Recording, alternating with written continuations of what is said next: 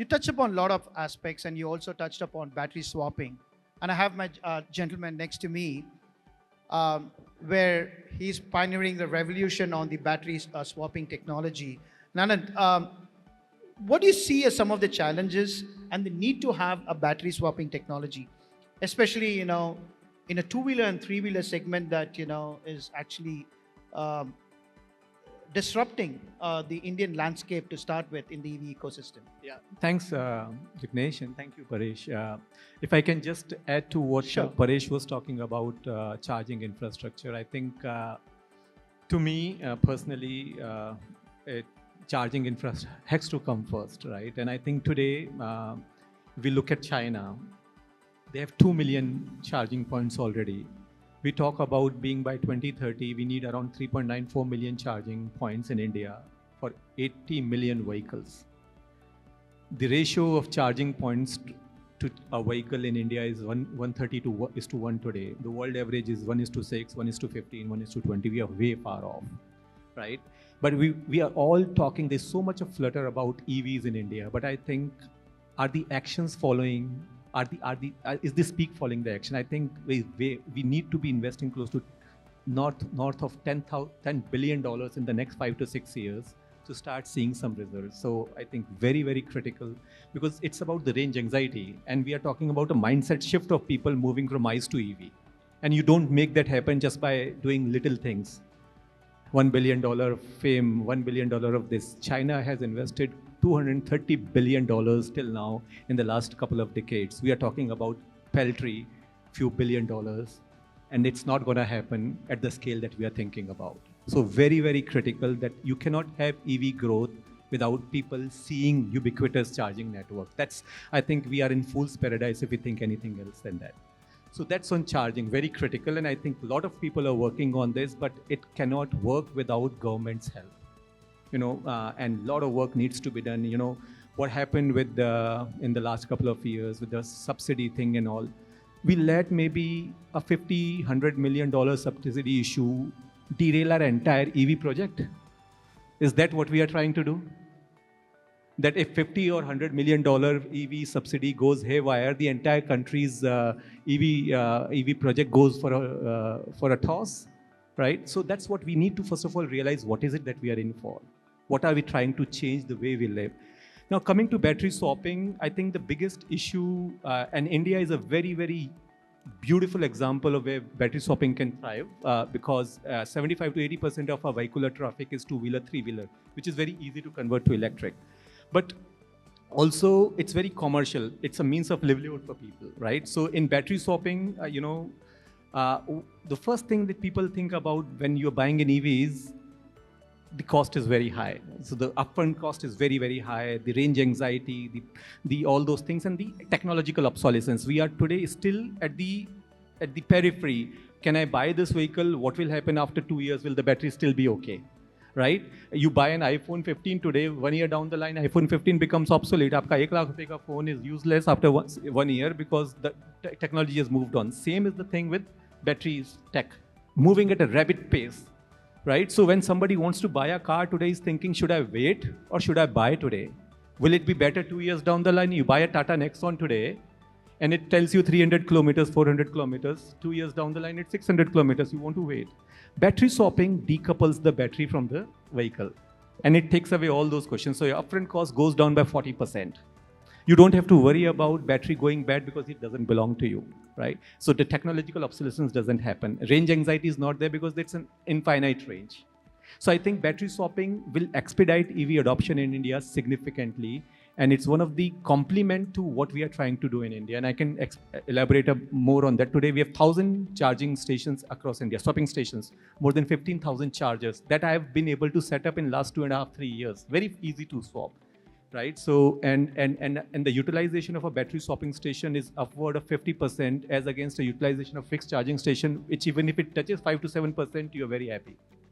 I think very, very different economics goes on in discussions there, but we'll elaborate as we move on. Very, very interesting on that particular part. Vignesh, I Yeah. would like to add on battery swapping, basically focusing at trucks and bus. I mean, though the technology is not familiar currently, but that is the need of the hour because trucks cannot wait for hours together in order to get charged. And especially trucks which are there in mining and logistic, the charging time cannot simply afford to be there for a specific truck. So there in that domain as well, commercial domain as well, the battery swapping is becoming the need of the hour. And couple of truck manufacturers and then the tipper manufacturers, they're also exploring, along with the vehicle manufacturing, they're also exploring the technology and then the ease of access for the drivers and then the fleet owners, so that the evolution and the adaptability can be fast forwarded, and then the downtime or the productivity loss can be achieved in the battery swapping technology. So not only on the two-wheeler and then the car or the three-wheeler segment, similarly for the bus as well as the truck segment also, there is a need for battery swapping to expedite the overall adoption. Thank you. And where do you see the market adoption? What's the time horizon to actually get to that particular level? Being the charger OEM, I'm already feeling the threat of battery swapping in the truck because couple of truck OEMs, they've already adopted that. They are in the POC mode. So it's a matter of quarter or 1 or 2, you will be seeing that battery swapping technology specifically in the logistic domain. Yeah. Sure. Sorry, Manjula. Thank you so much, because we do battery swapping in trucks and buses also, and I missed to speak about this. So it's we should be able to commercialize this in the next 6 to 8 months. Our first project is coming online in October. And you're very right, battery swapping just is amazing. A fixed battery bus is 2.5 tons of battery. A battery swapping bus carries a 300 kg to 400 kg battery. So it can carry that many more people, and you don't need to carry such a big battery when you can easily swap it in 2 minutes time. It reduces the cost of the bus significantly, trucks also, and the very good use cases are, as you correctly said, closed loop systems. Like, you talk about port systems, you talk about, mining projects, logistics, very, very good projects are there on this. That looking into that particular angle of battery swapping, there's also the other concept which is also gaining popularity and it's already there in the Indian market, is on the ultra fast charging. Now, the question comes over here. So which is better? What it is there? So people sometimes say that, hey, I have to go for battery swapping. If ultra fast chargers are there, they are also going to do a similar job. Okay. And what's going to happen from that particular perspective? So from an ultra fast charging, it's important. Why there should be a need? Yes, there is a lot of need which is there, but from a use case scenario perspective, which are the applications that the ultra fast charging that you see would actually have a rapid development?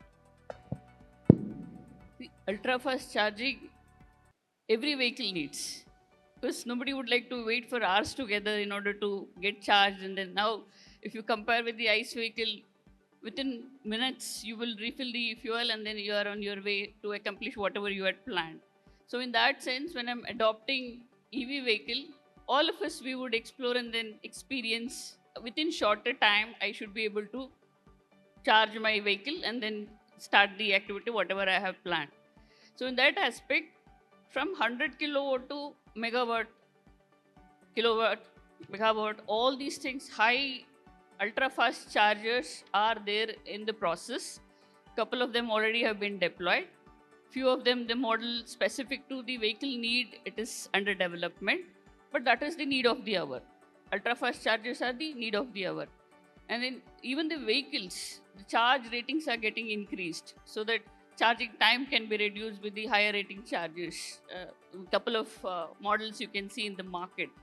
So having said that thing, right from 100 kilowatt to megawatt charger, you have multi-dispensing where you can charge multiple vehicle at a time. You need not have to queue in order to charge the vehicle.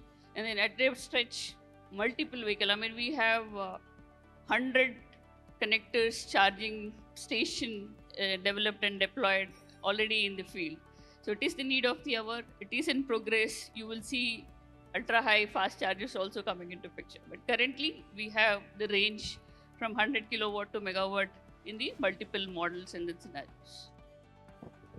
Yeah, I think the other angle on ultra fast charging is it's the need of the hour, and it transcends for or makes sense for buses and trucks where there's a very large battery. But in the Indian context for four-wheelers, we have to also kind of pare it down. You have to look at the use case that's there.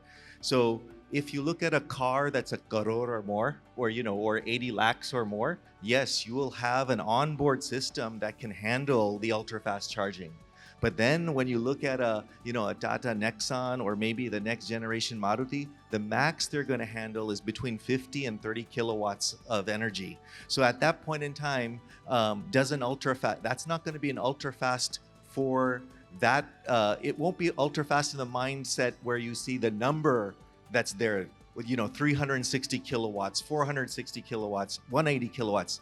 But I submit to you that even a 60 kilowatt charger becomes an ultra fast charger for that particular model of car, right? And so, if you have a bus that has a battery pack that's 400 kilowatts in size, and you want to put in a 360 kilowatt charger, that's an ultra fast charger for the bus. If you have a 30 kilowatt battery in a small vehicle and you put a 60 kilowatt charger, that's an ultra fast charger for that particular vehicle. So that's what people also need to understand, is what are the charge dynamics for each vehicle that it's being charged at.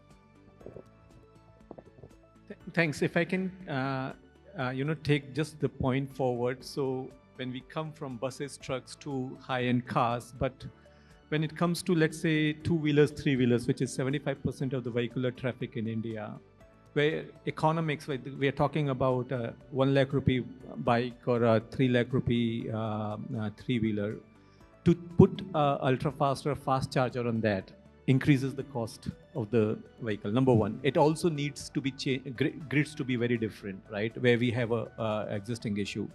I think we need to see where these technologies will coexist. I think very important for the buses and trucks, right, and high-end cars. But for two-wheelers, three-wheelers, I think we are not looking at fast chargers.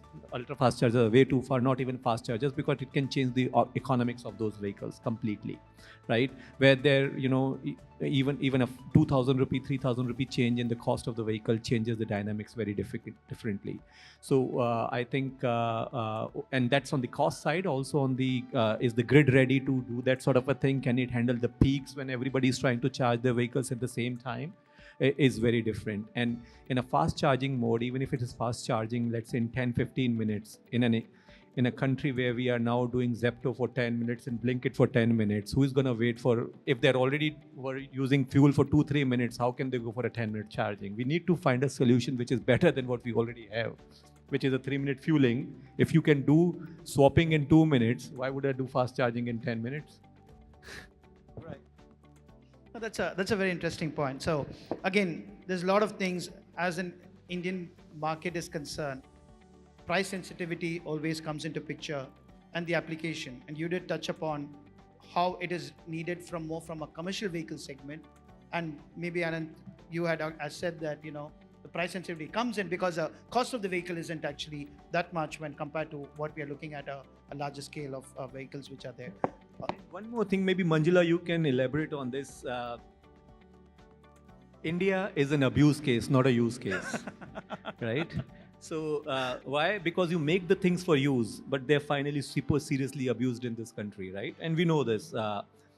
Most of the issues that we face today in the charging, most of the chargers are not working, the guns are not working, and very difficult to handle them in the field. And you put fast chargers and you're done, within 1 month you're seeing somebody has taken it away. And you want to man that station, you're talking about 24/7 manning of that station, you're talking about 60,000 rupees per month. That economics you never figured in when you were making the business plan. So I think it's I know where you're coming from, because he's a battery man. I'm a charging man, and so we'll agree to disagree on a few things. But there, like you said before, it's a coexistence of multiple technologies to handle the particular situation. In fast swapping of batteries, the battery ultimately needs to be charged somewhere as well, right? And the battery makes it swappable. There's an economics of that. There's also economics of charging, and it's true that in Delhi cables get cut because the cable is something that can be sold. They don't understand how much hurt it causes people. But again, at the same time, batteries get stolen as well. So there's lots of technology, lots of things that need to be looked at. But like I said, it's an ecosystem that can sustain both, and it has to coexist, and it will coexist.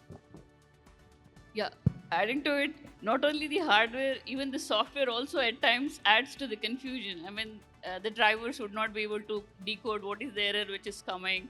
So they would push on the emergency push button, and then if it is not functioning, they'll try with all these skills in order to operate it. So such kind of challenges which would be against the technology is also there. I mean, to correct that thing, we're trying to come out with the multi-language, local language collaboration so that human interface can be eased.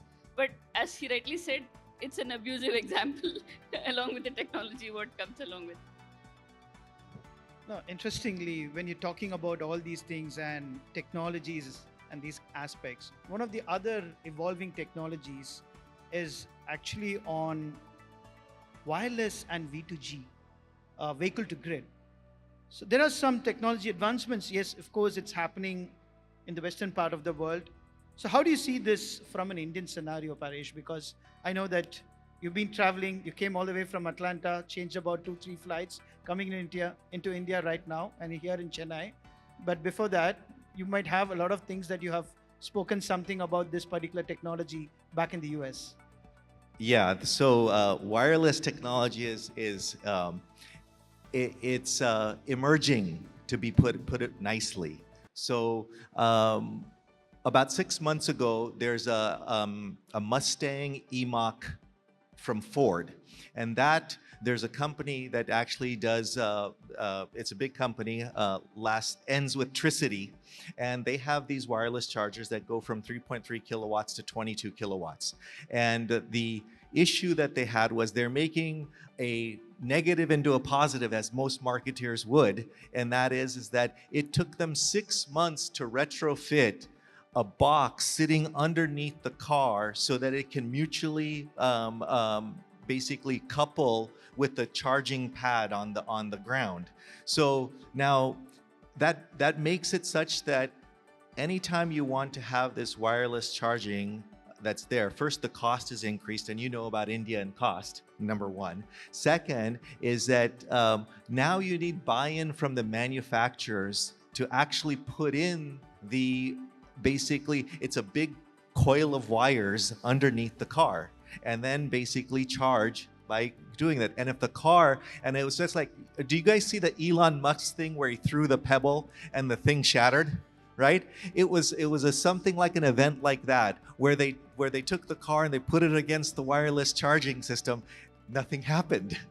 Right? And then they moved the car a bit, and then all of a sudden it worked. So it's still in its infancy for wireless charging. It may get there, or may not get there, because market factors dictate what's going to happen. If it's too expensive, it's a dead technology. If it's not adopted, it's a dead technology, especially adopted from the vehicle manufacturers. And that leads me into the next segment, is also V2G. So vehicle to grid.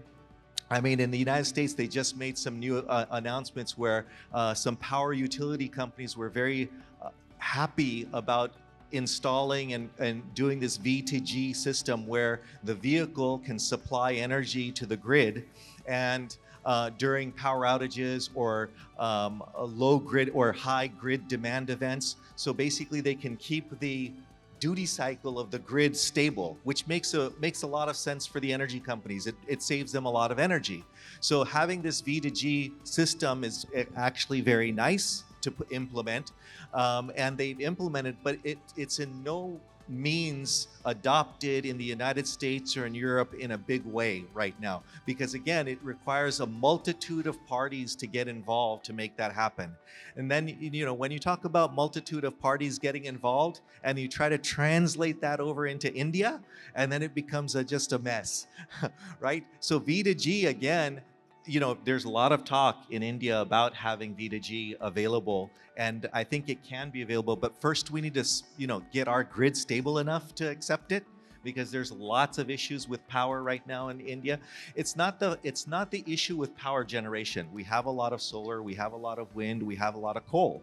The issue is the transmission and the infrastructure that's necessary to put together to deliver that energy. And so once they get that down, then we can talk about V2G. And then on top of that, there's an extra cost on the onboard charger for the vehicle to do the V2G transaction, right? So that's an extra cost that's added on. Now, who is going to pay for that? Obviously the consumer, but does the consumer want to pay for another service that they're already paying for on a slightly more expensive vehicle?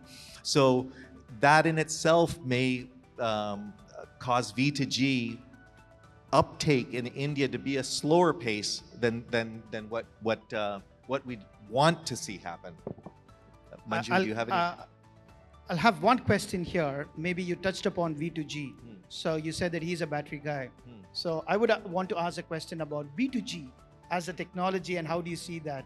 Yeah, over so here? B2G is battery to grid, right? So, and I think battery swapping is a beautiful use case for implementing B2G, wherein because most of the times at night, after 10 o'clock, you have fully charged batteries in the station, which can be given back to the grid.